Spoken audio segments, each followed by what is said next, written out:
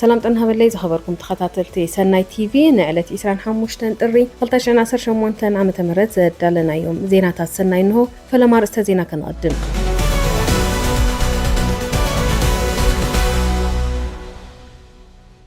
ጊዜያዊ ምሕዳር ትግራይ ኣብ ትግራይ ዘላኣን ነባርን ሰላም ክረጋገጽ ዝኽእል ተመዛበልቲ ወገናት ውሕስንኦም ተሓልዩ ናብ መረበቶም እንትምለሱ ሕገ መንግስታዊ ውሳነ ትግራይ እንትረጋገጽ ኢሉ ከም ዝኣምን ጊዜያዊ ምሕዳር ትግራይ ብእዋናዊ መግለጺኡ ኣፍሊጡ ኣብ የመን ከተማ ሰንዓ ዝርከቡ ኢትዮጵያውያን ስደተኛታት ኣብ መንጎ ሞትን ስቃይን ከም ዝርከቡ ብምግላጽ ዓለም ለኻውያን ትካላት ስደተኛታት ክሕግዝኦም ተማሕጺኖም ኣሜሪካ ልዕሊ 5,000 ኢትዮጵያውያን ካብ ምብራር ዘትረፈ ውሳነ ወሲና ቀዳማይ ሚኒስትር ኢትዮጵያ ዶክተር አብይ አሕመድ ጽባሕ 26 ጥሪ ኣብ ባይቶ ወከልቲ ህዝቢ ተረኺቦም መብርሂ ከም ዝህቡ ተፈሊጡ ካብ ዜና ወጻኢ ድማ ላዕለዋይ መራሒ ኢራን ኣሜሪካ መጥቃዕቲ እንተፈጺማ ዘባዊ ኩናት ክልዓል ከም ዝኽእል ኣጠንቂቑ ናይዚኦምን ካልኦትን ዝርዝር ዜና ከም ስዕብ ከቕርብ እዩ ሰናይ ምክትታል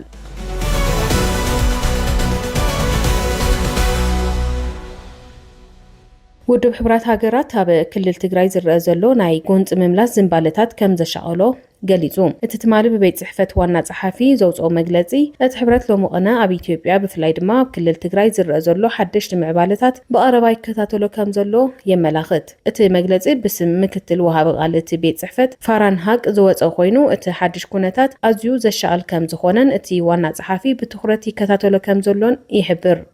ጊዜያዊ ምሕዳር ትግራይ ኣብ ትግራይ ዘላቕን ነባርን ሰላም ክረጋገጽ ዝኽእል ተመዛበልቲ ወገናት ውሕስንኦም ተሓልዩ ናብ መረበቶም እንትምለሱን ሕገ መንግስታዊ ውሳነ ትግራይ እንትረጋገጽን ኢሉ ከም ዝኣምን ጊዜያዊ ምሕዳር ትግራይ ብእዋናዊ መግለጺኡ ኣፍሊጡ እዚ መሰረታውን ብሕታውን ድጉል ምኽንያት ጎንፂ ኮይኑ ከገልግል ዝኽእል ሕቶ ድማ ብሰላማውን ፖለቲካውን መንገዲ ክፍታሕ ዝኽእልን ዝግባእን እዩ ዝብል ጽኑዕ እምነት ከም ዘለዎ ዝጠቐሰ እቲ መግለጺ ካብ ዝወጻእ ዘሎ መንገዲ ዘላቕን ዘተኣማምንን ሰላም ከረጋግጽ ከም ዘይኽእል ጊዜያዊ ምሕዳር ትግራይ ብጥብቂ ከም ዝኣምን ኣፍሊጡ ኣብዚ ሰሙን ዘጋጠመ ግጭት እውን እቲ መሰረታዊ ሕቶ ትግራይ ዘላቕ ፍታሕ ብዘይምርካቡ ዘጋጠመን ክፍጠር ዝግብኦን እዩ ዝበለ እቲ መግለጺ ሕዚ እውን ጊዜያዊ ምሕዳር ትግራይ ብመሰረት ስምምዕ ፕሪቶርያ ዘላቕን ዘተኣማምንን ሰላም ክረጋገጽ ዘላቕ ፍታሕ እውን ንምግባር ዘለዎ ቁርጠኝነት ኣረጋጊጹ ኣብዚ ሰሙን ብዘጋጠመ ግጭት ምክንያት ጠጠው ዝበሉ በረራታት መንገዲ ኣየር ኢትዮጵያ ክጅመሩ ህዝቢ ስርዓት ፋይናንስ ኣሚኑ ዝዓቆሮ ገንዘብ ኣብ ባንክታት ብዘሎ ሕጽረት ካሽ ምክንያት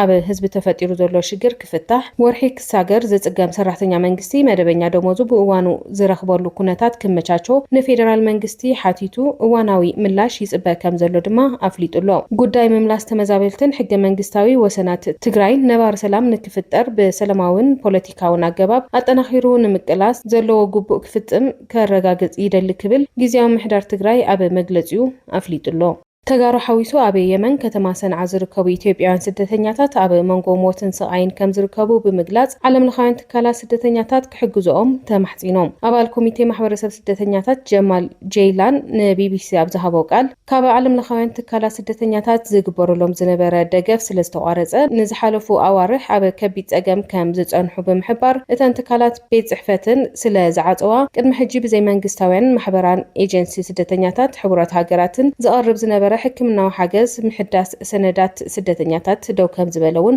ኣፍሊጡ ነዚዕቡ እቶም ሕማማት ዘለዎም ሰባት መድሓኒት ክረኽቡ ከም ዘይከኣሉን ሰነዳት ስደተኛታት ዘይብሎም ኢትዮጵያውያን ይእሰሩን ብዙሕ ይሰቃዩ ከም ዘለው ሓቢሩ ካብዚ ብተወሳኺ ስድራ ዘለዎም ኢትዮጵያውያን ሰነዶም ክሕድሱ ስለ ዘይከኣሉ ደቆም ካብ ቤት ትምህርቲ ክተርፉ ከም ዝተገደዱ ዝሓበረ ኣይተ ጀማል ስደተኛታት ኣብ ነፍሲ ወከፍ 2 ዓመት ሕክምናዊ ምርመራ ክገብሩለዎም ዝበለ ጀማል ከምኡን ተዘይገሮም ሰነድ ስደተኛታት ክሕድሱ ከም ዘይኽእሉ ገሊጹ እቲ ትካል ኣብ ዮርዳኖስ ካብ ዝርከብ ቤት ጽሕፈቱ ምውጽኡ ብዝምልከት ሕቶ ቀሪቡ እኳ እንተነበረ ዛጊድ ምላሽ ኣይረኸበን ክብል ቢቢሲ ጸብጺቡ ዘተብሕታው ኣማራጭ ሰላም እዩ ክብል ህጹጽ መግለጺ ጥምረት ትካል ሰብኣዊ መሰላት ትግራይ ኣተሓሳሲቡ ኣብ ትግራይ ደበና ወጥሪ ብዓሚቕ ስንባደን ሻቁለትን ይከታተለለኹ ዝበለ እዚ 8 ትካላት ዝሓቆፈ ጥምረት ዝምዕብል ዘሎ ሓድሽ ወጥሪ ንምህዳእ ህጹጽ ጻውዒት ኣቕሪቡሎ መበገሲ ነዚ ሕዚ ተፈጢሩ ዘሎ ወጥሪ ውዕሊ ፕሪቶርያ ብምሉእነት ዘይምትግባሩ ብምዃኑ ተዋዓልቲ ኣካላት ጎንፂ ካብ ዘጋድዱ ተግባራት ተቆጢቦም ንተግባራውነቱ ክነጥፉ እቲ ጥምረት ኣተሓሳሲቡሎ ብተወሳኺ እውን ተጻባት ሓይልታት ኣብ ነዳድን ካልኦት ሸቐጣትን ዝተነበረ እገዳ ተላዒሉ ህዝቢ ካብ ናብን ዝገብሮ ምንቅስቓስ ብዘይ ገደብ ክኽፈት ጸዊዑ ዘተ ብሕታዊ ኣማራጺ ሰላም እዩ ዝበለ መግለጺ እቲ ጥምረት ንሕብረት ኣፍሪካ ቤት ጽሕፈት ሰብኣዊ መሰላት ውድብ ሕቡራት መንግስታት ማሕበረሰብ ዓለም ከምኡ'ውን ንተጻባእቲ ሓይልታትን ናብ ካልእ ብርኪ ዝምዕብል ጎንፂ ከይህሉ ዝከኣሎም ክገብሩ ጸዊዑሎ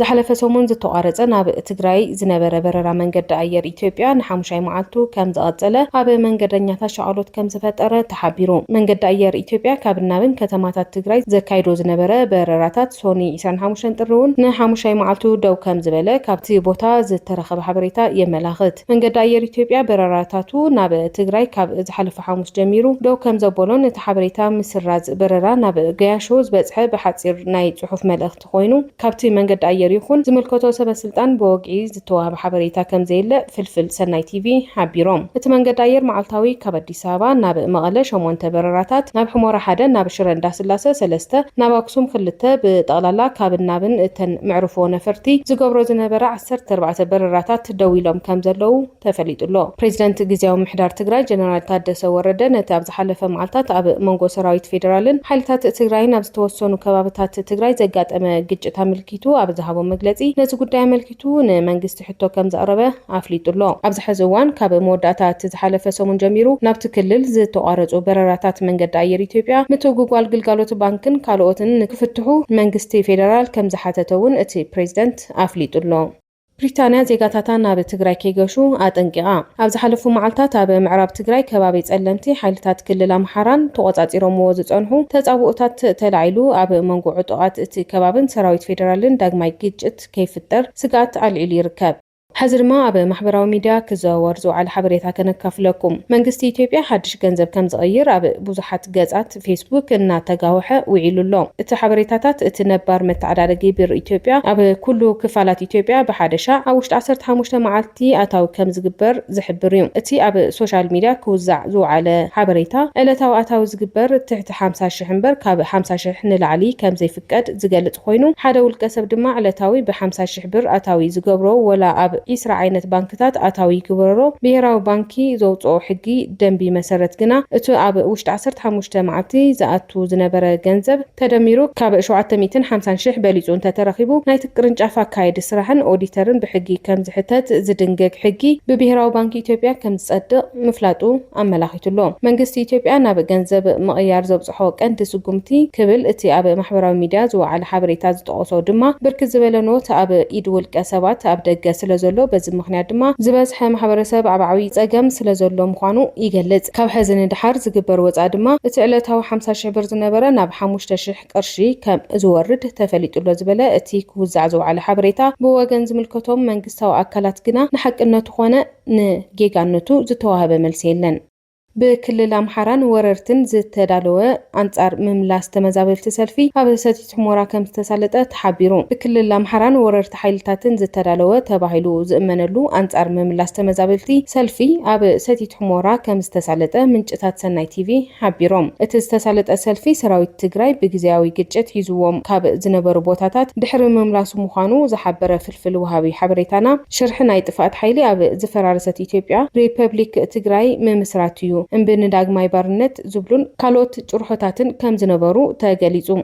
قدامي مينستر إثيوبيا دكتور أبي أحمد صباح أب بايتو وكلت حزب ترخيبهم مبرهي كم زهبو تفليتو مبل عسراي سرعة خيبة حاموشاي زبن سرح مبل شادشاي بايتو وكلت حزبي صباح 26 لكاتيت كم زكايد اتوم قدامي مينستر صباح بايتو وكلت حزبي ترخيبهم مبرهي كوبو مخانوم FBC صبصيبولو قدامي مينستر إثيوبيا دكتور أبي أحمد أبت سرعة خيبة ترخيبهم صبصابا فصاصما سرحت قدامي فرق عامت 2018 عام تمرت منغستي كقربو مخانوم زتنص رخوينو بتوسخي كاب أبالات بيت مخري نزل على حوتات ملاشن مبرهن كم زهبون اتمرخب معخن صبصيبولو ابت بيت مخري مستغراي زلو هلو خونتاتن مفتحتاتن ون كل عال لعل تثبيت تغيرو لي ركاب መንገዲ ኣየር ሱዳን ኣቋሪፅዎ ዝነበረ በረራ ጀሚሩ። ብሰንኪ ኣብ 2023 ኣቆጻጽራ ኣውሮፓውያን ዝተወልዐ ኩናት ሕድሕድ ሱዳን ካብ ፖርት ሱዳን ናብ ካርቱም ተቋሪፁ ዝጸንሐ በረራ ኣየር ምጅማሩ ማዕኸን ዜና ኣናድሉ ጸብጺቡሎ። እቲ ንኤጀንሲ ዜና ሱዳን ብምጽራህ ዝወጸ ጸብጻብ ሲቪላት ተሳፈርቲ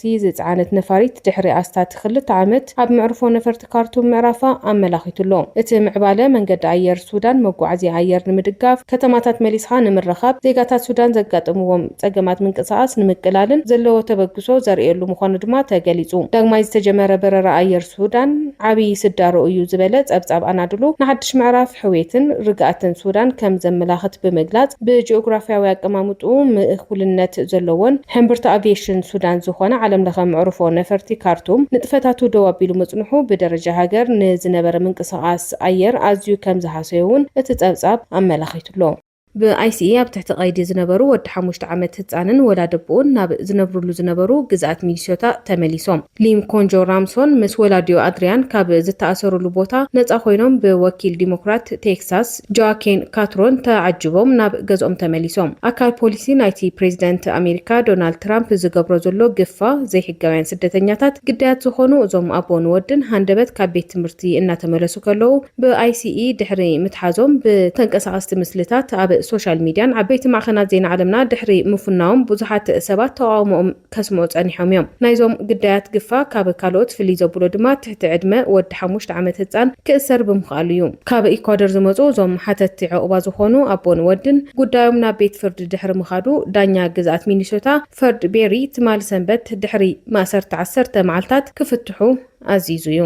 ላዕለዋይ መራሒ ኢራን ኣያቶልሃ ዓሊ ኸማኒ ኣሜሪካ ኣብ ከባቢያ ሓይላ ኣብ ተጠናኸረሉ ዘላ እዋን ኣብ ልዕሊ ሃገሩ ዝግበር ዝኾነ ይኹን መጥቃዕቲ ዞባዊ ግጭት ከም ዘልዕል ኣጠንቂቑ። ኣሜሪካውያን ኩናትን ተጀሚሮም ኣብዚ ሎሚ ግዜ ዞባዊ ኩናት ከም ዝኸውን ክፈልጡለዎም ክብል ንማዕኸን ዜና ታስኒም ገሊጹ። ዶናልድ ትራምፕ ኣቐዲሙ ኢራን ኣብ ዕቱብ ዘተ ከም ዘላ ብምግላጽ ናብ ቅቡል ነገር ክበጽሕ ዘለዎ ተስፋ ክገልጽ እንከሎ ሚኒስትር ጉዳይ ወጻኢ ኢራን ኣባስ ኣርጊንቺ ንሲኤንኤን ኣብ ዝሃቦ መግለጺ ድማ ቴህራን ብዛዕባ ውዕል ኒኩለራዊ መደባት ኣብ ስምምዕ ክትበጽሕ ከም እትኽእል ርእሰ ተኣማንነት ከም ዘለዎ ገሊጹ። ትራምፕ ኣብቲ ኢራን ኣብ ምምዕባል ኒኩለር ዘለዋ መደባት ከምኡውን ኣብ ልዕሊ ተቃወምቲ መንግስቲ ጨፍጫፍ ብምግባራ ጣልቃ ክኣቱ ምዃኑ ኣፈራሪሑ ምንባሩ ተሓቢሩ። ዝኸበርኩም ተኸታተልትና ነዚ ዕለት ዝሓዝናዮም ዜናታት ዛዚምና ስለ ዝተኸታተልኩምና ኣዝና ኢና ነመስግን። ኣብ ሃገራውን ኢሉውን ኣብ ዞባ ቀርኒ ኣፍሪካ ሓደሽቲ ዜናታት ናባኹም ክቐርብ ንቻናልና ሼር፣ ላይክ፣ ሰብስክራይብ ከይትርስዑ በብዘለኹምዎ